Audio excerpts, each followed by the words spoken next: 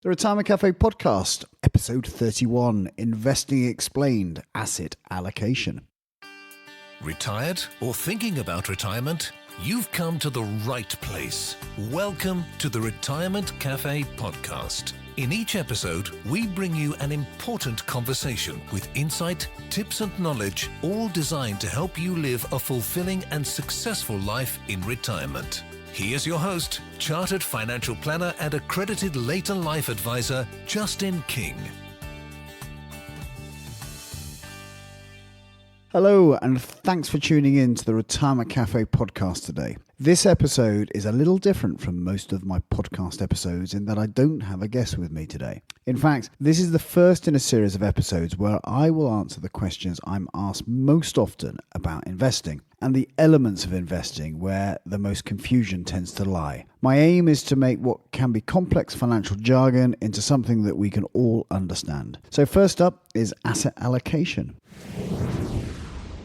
I've been a little bit concerned that a few of our guests have talked kind of reasonably technical knowledge about different types of investments. And of course, being in the investment world, they're very used to the terminology that they use. And you know, Professor Dimson talked about asset classes.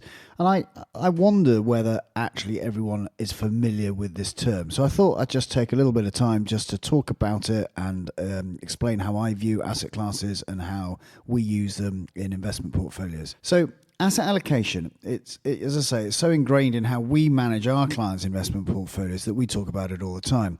So what is it? What are assets? And what happens when you allocate them? So the big picture, an asset is anything beneficial you have or you have coming to you. So for our purposes, anything of value in your investment portfolio. So after bundling your investable assets into asset classes, we then allocate or assign each asset class a particular role in your portfolio.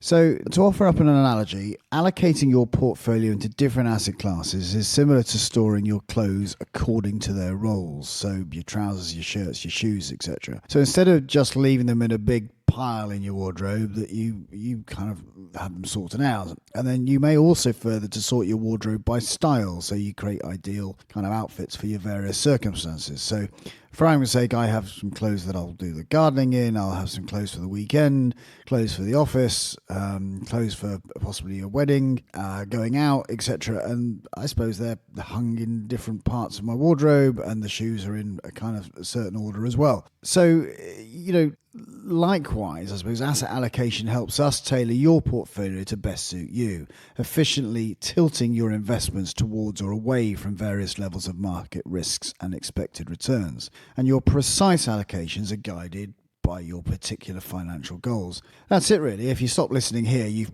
already got the basics of asset allocation. Of course, given how much academic brainpower you'll find behind these basics, there is a lot more I can cover. So for now, let's just take a closer look at asset classes.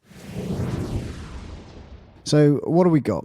At the broadest level, asset classes typically include domestic, developed, international and emerging market versions of equities, which is the same as shares or stocks, which is an ownership or a stake in a business. Bonds, or another word is fixed income, which is a loan to a business or government.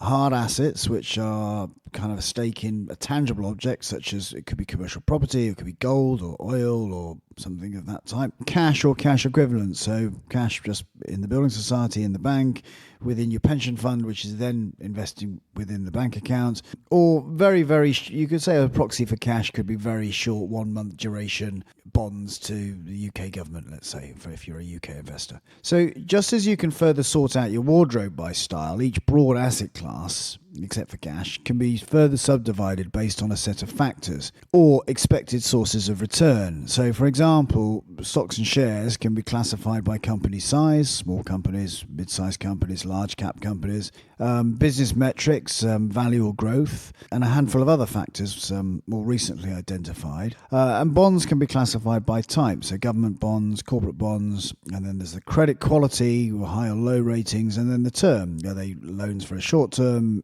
intermediate term or long term, i.e. when they're repaid. Now we can mix and match all these various factors into a manageable collection of asset classes, such as international small company shares or intermediate government bonds and so on. So Generally speaking, the riskier the asset class, the higher return you can expect to earn by investing in it over the long haul.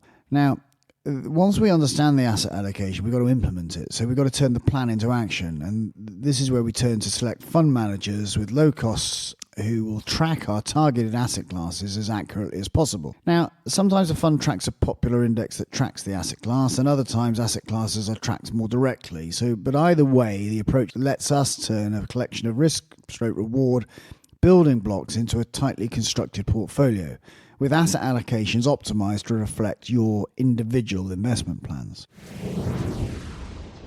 Now, who decides which asset classes to use based on which market factors? Well, to be honest, there's no universal consensus on the one and only correct answer to this complex and ever-evolving equation. As evidence-based practitioners, we turn, that's us here at MFP, turn to ongoing academic inquiry, professional collaboration, and our own analysis. And our goal is to identify allocations that seem to best explain how to achieve different outcomes with different portfolios. And as such, we look for robust results that have been replicated across global markets, been repeated across multiple peer-reviewed academic studies, lasted through various market conditions, and actually worked not just in theory, but as investable solutions where real-life trading costs and other frictions apply. As we learn more, and sometimes we improve on our past assumptions, even as the underlying tenets of asset allocation remain our dependable guide. But the bottom line, by employing sensible evidence-based asset allocation to reflect your unique financial goals, including your timeline and risk tolerance, you should be much better positioned to achieve those goals over time. Asset allocation also offers a disciplined approach for staying on course towards your own goals through ever volatile markets. Now, this is more important than most people realise. Where people get killed is getting in and out of investments. They get halfway into something, then they lose confidence, and then they try something else, and then they lose confidence, and then they try something else. And, it's actually better off to have a philosophy and stick to it. Hopefully now that you're a bit more familiar with asset allocation and hopefully you agree that properly tailored, it's a fitting strategy for any investor seeking to earn a long-term market return. So hopefully that's been of use. Please let me know what you think, and if there are other terms or kind of things that you'd like me to discuss or get an expert to chat to about. So, the intention here at the Retirement Café is to help you feel more informed in your retirement, and hopefully we're doing that. And as I say, you can contact me at jk@mfpwealthmanagement.co.uk. You can leave us a review if you'd like on iTunes or your preferred podcast player. So I'll sign out from now. This is Justin King, helping you feel more informed in your retirement. Thank you for listening to the Retirement Café Podcast with Justin King. To find out more, you can find us online at theretirementcafe.co.uk.